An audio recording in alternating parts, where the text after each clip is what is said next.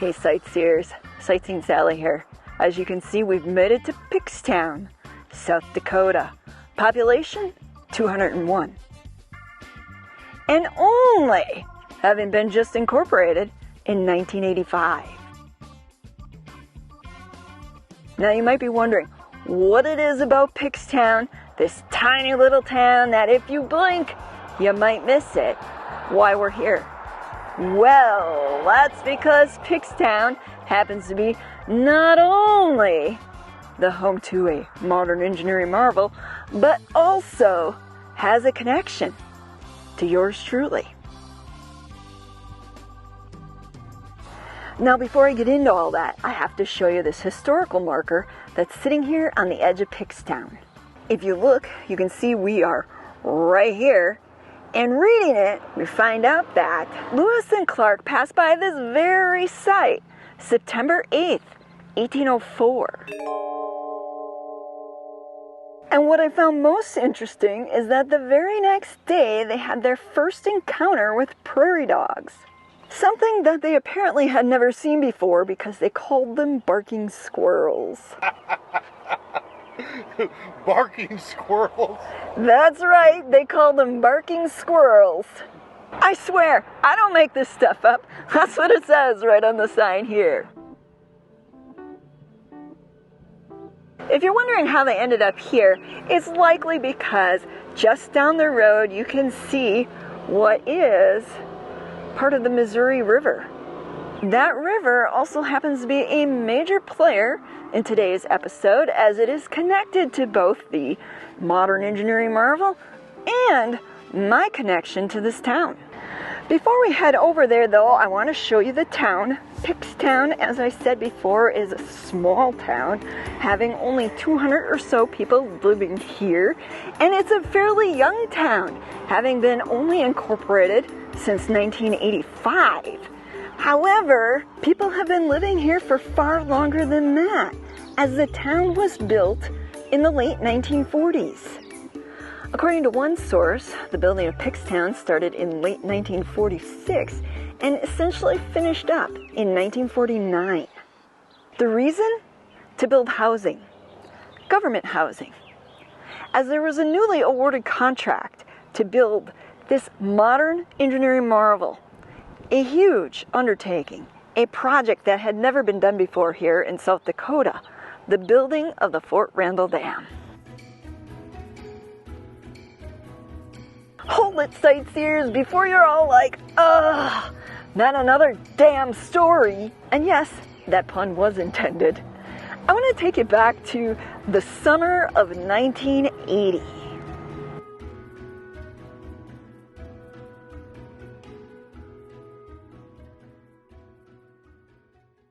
Now, if you recall, the summer of '80 was kind of a weird summer. That was the summer Jimmy Carter was still in office, but he would soon be beat out by Ronald Reagan. That was also the end of a recession. Unemployment was at like an all-time high of 7.8%, and Richard Pryor got burned trying to, boil a white powdery substance and then inhale it or something. And beyond that, it was also a very hot summer. There was a massive heat wave that ended up taking the lives of over 1,700 people. This, by the way, I believe is an original building to Pickstown. You can see it's got kind of that government looking structure. No frills. It's just a basic fire and police station and the city office. It was also the summer that my parents decided to pack up their 3 kids, put them in the back of the old Ford Pinto or station wagon or whatever the heck it was they were driving back then, and drive us all out to here, in the middle of nowhere, South Dakota. I should clarify, we didn't just come here, we also did Mount Rushmore and Wall Drug and the Corn Palace, all those classic South Dakota stops that you have to make when coming out to the middle of nowhere.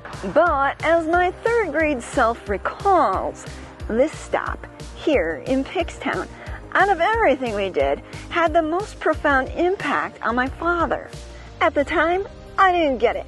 There was nothing here. There was no golf course. There were no fancy homes built up all around. This here, from what I remember, was just basically barren fields. And after riding in the back seat of the car, crammed in there with my two siblings, and it was hotter than all get out, I was like, why? Why are we here? You know, this is no Disneyland. This is no Disney World, the place where kids love to come and have all kinds of fun. No, to my 9-year-old self, it was just a bunch of crummy old homes, dusty vacant lots. Nothing that would pique the interest of a third grader or explain why we would drive all this way out here just to stand and look at an empty, barren lot. No, my little third grade self couldn't fathom the fact that my father would come back or would want to come back to a place that had significant memories for him as he had spent some time here as a child. Not a whole lot of time, but long enough that he was curious to see all the changes that had taken place in Pickstown since that time. And ironically, here I am, doing the same. Now, my dad doesn't remember exactly what street they lived on, nor do I know because I was only in third grade or going into third grade. And as I said, I just remember it being super hot, super dry, and just fields everywhere. But here, if you look closely, you can see the sidewalk going up, ending probably where there once used to stand some government housing. You can also see it over here where it ends. Probably there was probably a stoop up and another part of the building there. Perhaps you can see where the grass has kind of grown in here, or maybe even the cement. Yeah, the cement was cut off there, so there probably was houses here, government housing here. Obviously now there's some beautiful homes that have been built up, but if you look closely, you can still see remnants of that early government town that was built. It was all housing intended for the workers on the Randall Dam. In fact, the town itself was owned by the Army Corps of Engineers all the way up until the town was incorporated in 1985. The story of Pickstown begins back in 1944, when Congress approved a project to build a dam under the Pick-Sloan Plan. This plan was a direct response to the severe floods of 1943 and was meant to control flooding that routinely happens along the Missouri River. Since at that time there was literally nothing out here, highways had to be rerouted, and a town needed to be built to support the needs of the incoming workers and their families. Unlike the more lavish Boulder City in Nevada, however, where it seemed no expense was spared for those working the Hoover Dam, Pickstown was modestly built, as evidenced by the town's remaining historic buildings. By the time that we had made that memorable trip in late August of 1980, my dad's boyhood home, the one that they lived in for a short while, that government house, was long gone. And with all the changes that have taken place since then, it's hard to say now where it might have been. Here you can see another spot where the sidewalk is there. Obviously, the homes that were standing, the government homes that were put up, are no longer there. For my sightseers that like to follow along on Google Earth, this corner here is Spillway Drive and James Avenue, and I've been basically showing you what's along here on James Avenue. I thought when I was standing down over there that I saw a church that may have been built also by the government back in the day. Why don't we head over that way and see if we can find that? There's also a museum here in town. It's not open, but there is a phone number. I thought we could try calling it and seeing if we could get inside there. And then from there, we're gonna head on over to the dam. On security duty today, Marty? Yep.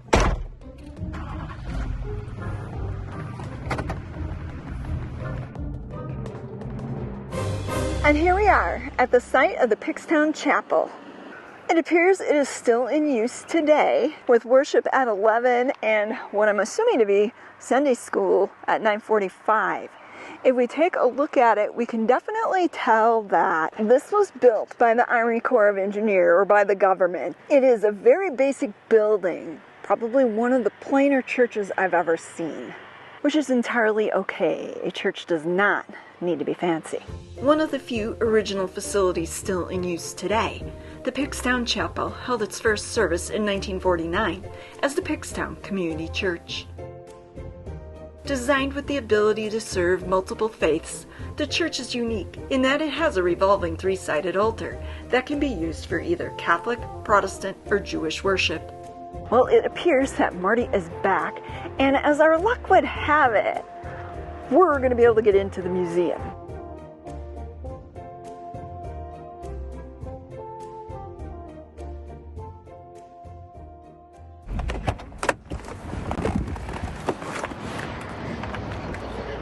Next up, the Pickstown Museum. Step inside the Pickstown and Fort Randall Museum and get set to discover all there is to know about this government-started town. With over 2,000 artifacts, a variety of wall displays, and a short film narrated by Tom Brokaw himself, you'll learn the amazing history behind this unique South Dakota town. Now, sightseers, you're not going to believe this, but this booth where I'm sitting, Tom Brokaw sat in this very spot. That's right, Tom Brokaw, television journalist and author, once lived here. His father being a construction foreman at the dam, working for the Army Corps of Engineers. That makes us practically related, right? In all seriousness, though, I do find it totally fascinating that we have this shared connection to Pickstown. You know, Tom Brokaw's dad worked on the dam. Well, my grandfather worked on the dam. He was a steel worker. That and the fact that Tom Brokaw and his family lived here. Well, my dad and his family lived here, albeit a short while. Anyways, that's only a small portion of the fascinating history you'll learn should you end up in the Pickstown Museum. By the way, this building was originally the town's shopping center, and the post office was located in here for a while too. Well, why don't we head on over to the dam next and see the miracle on the Missouri River, as Tom Brokaw calls it. And with a snap of the fingers, we're at the Fort Randall Dam, or more precisely at the visitor center overlooking the dam. What's nice about being up here is that we have the perfect view of this modern engineering marvel. Along with that, this information board telling us all about the Fort Randall Dam. Dedicated in August of 1956, the Fort Randall Dam was built with a construction price tag of $195 million. That same year, however, the town also saw the closure of its theater, rec center, hospital, and most retail facilities. For those of you who want to argue that this is not a modern engineering marvel, let me share these facts with you. One of 6 Missouri River main stem dams, the Fort Randall Dam is a rolled earth fill type dam, meaning lots of dirt was trucked in to build this thing. 50 million cubic yards to be exact. The length of the dam is 10,700 feet. Its spillway has 21 tainter gates and a concrete surface area of 40 acres. Its powerhouse has 8 generators capable of producing 40,000 kilowatt hours each. When running at full capacity, the Fort Randall Dam is producing 320,000 kilowatt hours of electricity. It, along with Pickstown, took 10 years to build. Now tell me how that is not some sort of modern engineering marvel. I know some of you are probably rolling your eyes and going, what the hey? But you know, given the modern world that we live in and all the electricity that we use, and the fact that I used to work at nuclear, I find this stuff totally amazing, mind-blowing even.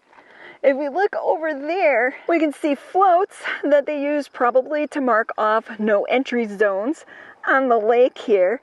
And then there is a barge and a tugboat that they likely use for making maintenance repairs or whatever they need to use it for. Once the project was finished, Pickstown became all but a memory for most of the folks who had worked on the dam. With the last graduating class of Pickstown High being 1968, its school was abandoned and later demolished.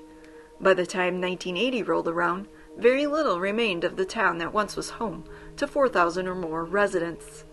And shortly thereafter, in 1985, the Army Corps of Engineers put Pickstown up for sale. Though the Army Corps of Engineers no longer owns Pickstown, they are still responsible for operating, maintaining, and keeping up the dam. I remember when we came out here, it was late August, 1980, super hot. And of course, after looking at the town, we came down by the dam, and I remember thinking, oh, this is so boring, why are we here? Well, looking at it now, totally have a different perspective, especially thinking about the fact that my grandfather worked on the dam. As I had mentioned earlier, he was a steel worker, meaning that he would have chipped and ground down welds, did something with riveting, installed rebar. In a sense, when you think about it, he left his mark here in the dam, along with Tom Brokaw's dad. Although I didn't know that back then. Not that it would have made much a difference at 9 years old. All right, let's move on. I know you're probably thinking there's more here to see, but there is, because if you didn't know, Fort Randall Dam is actually named after a real fort, and the remains are still here. Something that I have yet to mention is the fact that Pickstown happens to be on a reservation. Given that I don't know exactly when the lines were drawn, or how the building of Pickstown by the Army Corps of Engineers impacted the local tribe, I'm not going to get into too much of that history, other than to say Fort Randall, the fort after which the dam is named, was built in response to increasing tensions between the American armies and the indigenous peoples. And if I have my facts straight, it is my understanding that Sitting Bull, a famous Native American leader, was once held here. Looking over the site where Fort Randall once stood, you're going to notice that there really isn't much here to see.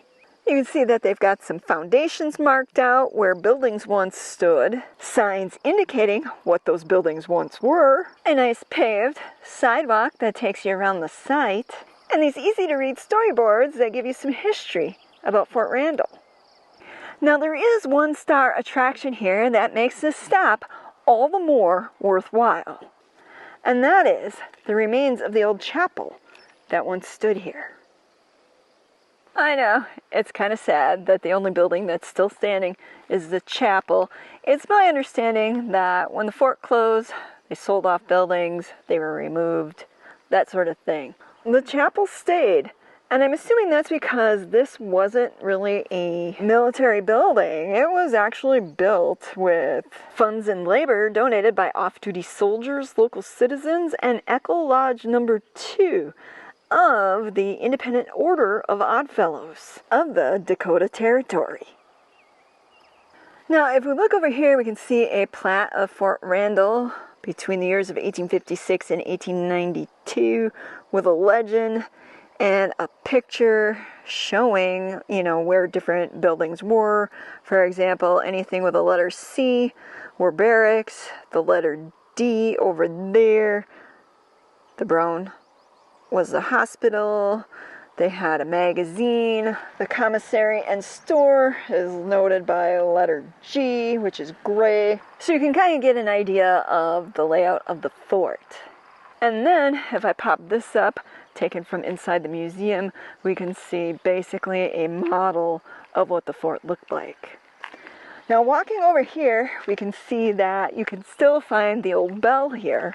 The old church bell that once rang. It's inside its own little cupola. I believe that is not original, because if you look around, you can see they've done some restoration, and in fact, they've added this roof here to protect the ruins, basically to keep it from decaying any further, and perhaps even one day restoring it into an accurate replica of its original glory. Well, sightseers, believe it or not, I still have one more stop left to show you, and that is... Okay, I'm not going to reveal it just yet. You gotta wait till we get there.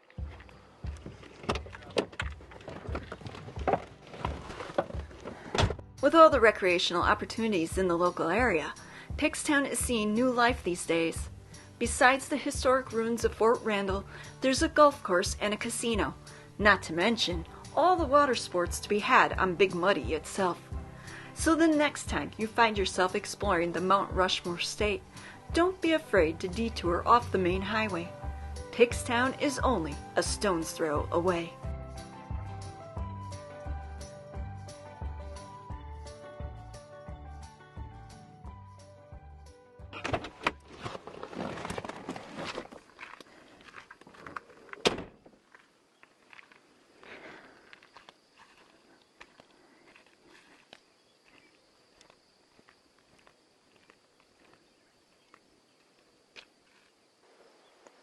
The Fort Randall Cemetery, the final resting place for both military personnel and civilians in the region until the fort's abandonment in 1892. Although, from what I understand, additional burials occurred here afterwards, they just weren't recorded. As you can see, these headstones here all say unknown. They may have been civilians who, for whatever reason, were unknown to the soldiers and then wound up being buried here. I don't know. I'm just theorizing, kind of just trying to fill in the gaps as to why there are so many unknown, unmarked, well, not unmarked because they are marked, unknown graves here.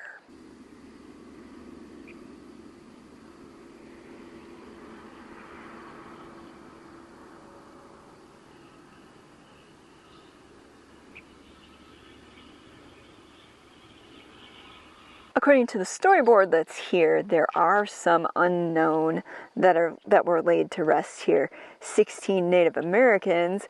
They were reinterred from a burial site that was lost during the construction of the Fort Randall Dam in the 1950s. Their grave sites are over on the western side of the cemetery, not really in the area that I filmed. And the reason that I'm not going to film them is that some Native American tribes believe that if you film their graves, their souls may be there and you can take them with the film, which we won't do. And then over here you can see a copy of the record book of the internments that were recorded here. And again, you can see that there were a number of unknowns aside from the part that we just talked about with the Native Americans. And then the listing of the individuals. There are quite a few children that are buried here, along with the soldiers. And then they do include, for some of them, a cause of death.